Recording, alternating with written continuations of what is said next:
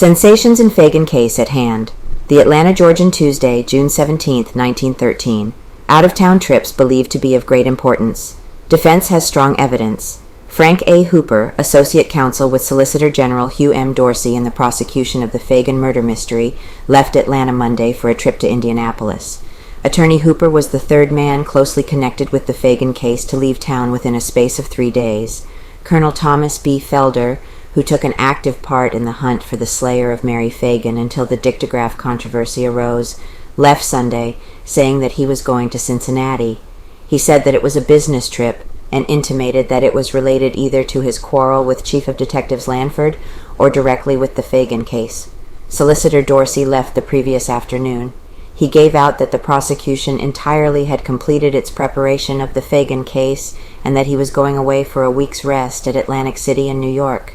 Deny mystery.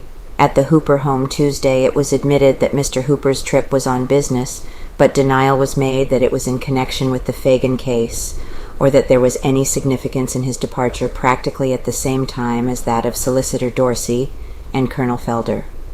Rumors are circulating, however, that material witnesses in the case have been uncovered and that their testimony may have a most important bearing in determining the person who strangled Mary Phagan.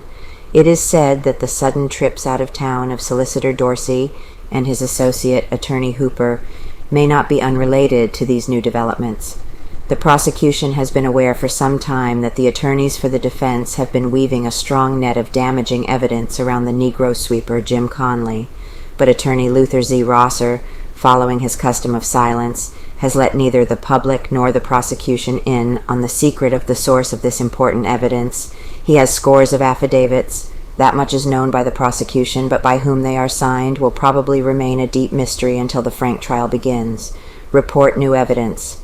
Recent reports that new and startling evidence against the Negro has been turned up by investigators for the defense are held responsible in some quarters for the sudden out-of-town trips of the solicitor and his associate.